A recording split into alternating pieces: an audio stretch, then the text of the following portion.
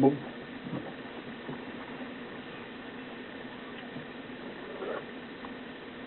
.3 FM WHPC from the Pressbox on this Monday morning. I am Rob Leonard. He is Tim Leonard, and we talk sports. If you have a comment or question, 516-572-7440. And let's get to the Mets, brother. Mets have been playing horrible. They were not as bad as the Nationals. They were horrible against the Braves this weekend. True. Just really bad. I mean, just like holy crap. This is supposed to be the team that went to the World Series last year. It is. I mean, I know there's injuries, but they're not playing well. And Atlanta's 26-49. Imagine they beat Atlanta's the worst team in the league by far. Right. If they beat them, the Mets might be in first place. They should beat the Braves. Because Washington has not been playing that well either. The Mets have basically been splitting games with the Braves, and that's not acceptable for where they are and where they need to be. That's true. So, one thing the Mets went out and did, and it's something I suggested a couple of weeks ago, is that they signed Jose Reyes. But when they did something different, instead of signing him when they would have to take care of his contract, they let him go to waivers, and then the Colorado Rockies have to pay his salary basically. Right. And they picked him up for Major League minimum. Major League minimum. $507,000. And Colorado has to pay the rest of the contract, and we're talking $30-something million. Yeah, so the Mets, being the cheap guys that they are. It's not being cheap, it's being smart. Nobody was going to sign Reyes. Well, this is being smart too, but they're also cheap. Let's be honest. In this case, they were smart. Nobody was going to pick up that salary because Jose Reyes is not worth that kind of money anymore. I agree with that. I'm not saying otherwise, but what I'm saying is that the Mets got a guy who, hey, let's be honest, he was a big shot for a while for the Mets. Him and David Wright were a great combo team. Left side of the infield. This is who they sold the Mets on for a while. They were the faces of the franchise until the one face decided he wanted to get paid more money than. Right, as Jose's always said, he never wanted to leave New York. But you know what? The money just. I'm rolling my eyes, which people will be able to see on our YouTube channel. The weird part is that he had stayed with the Mets.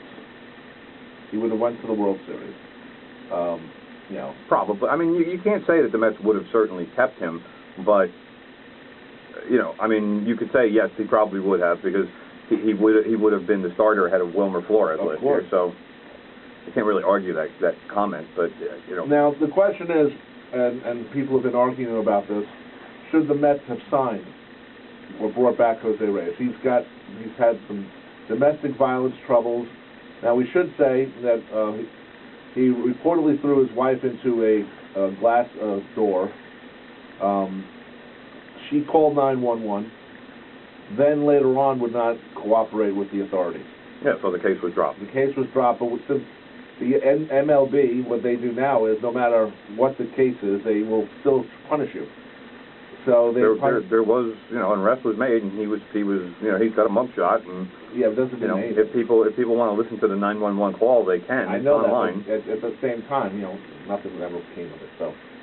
So anyway, they can't just dismiss it though. They suspended him for 52 games. The Mets bring him back because, let's be honest, they need something right now. And even though Jose Reyes is not the guy of 2006, he's still got something, hopefully that helps his Mets team, because they desperately need help. Jose Reyes, in a lot of ways, is like Derrick Rose. All right, the Mets offense needs some sort of a jolt, because their offense right now is atrocious.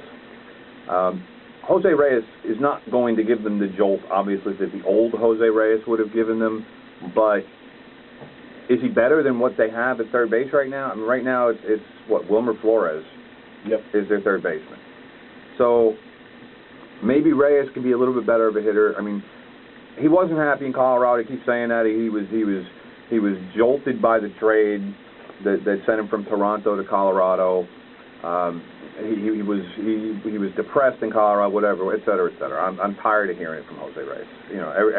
Everything in his life is so bad.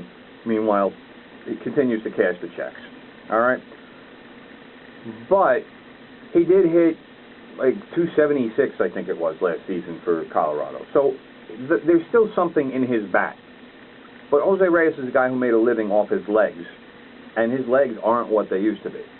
So but at this point, the Mets were his favorite. Yeah, but at this point, the Mets can use somebody who can actually get on base. Because right now, you know, Michael Conforto was just sent down to AAA.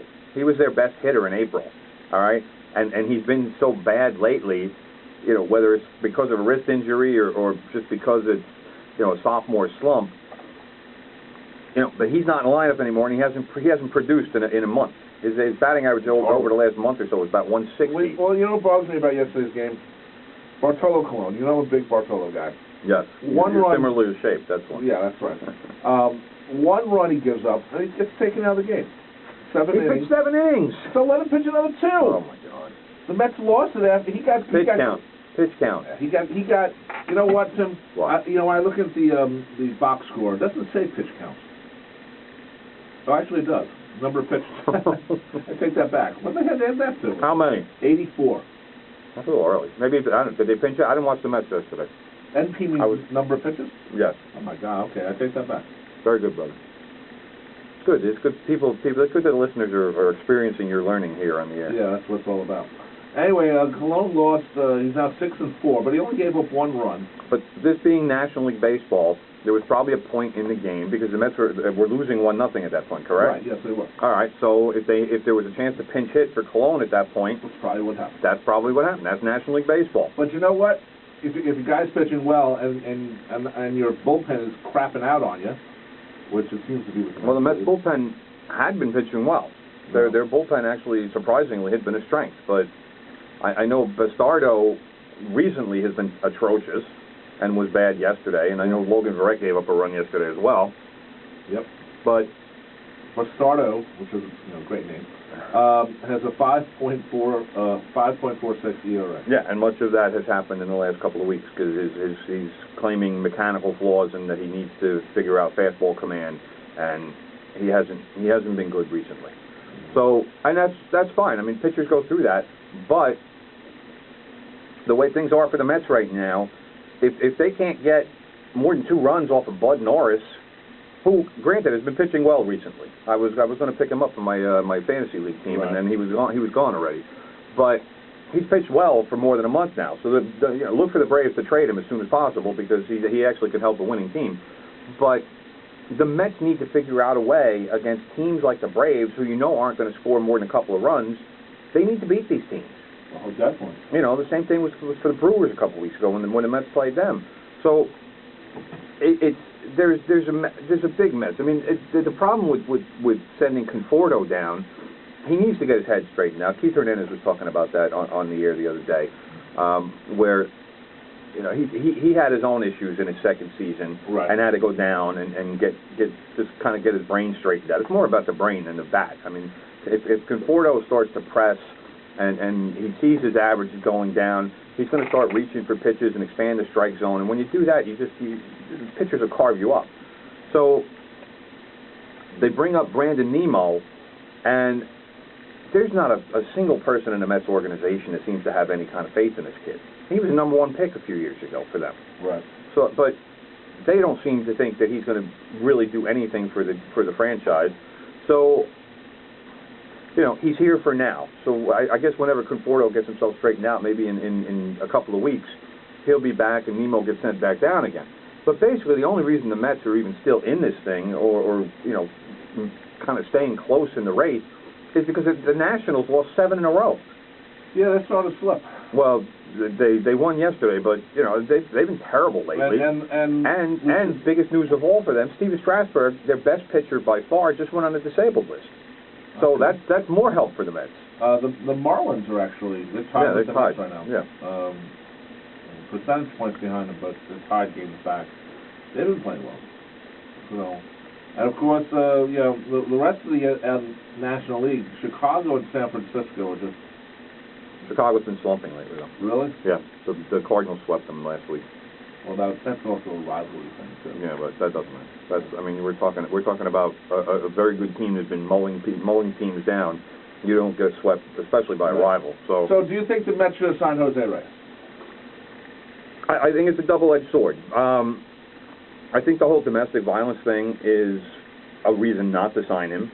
I think his diminishing talent is a reason not to sign him. But You're talking about a guy who still, like I said before, still has an effective bat, which the Mets desperately need right now.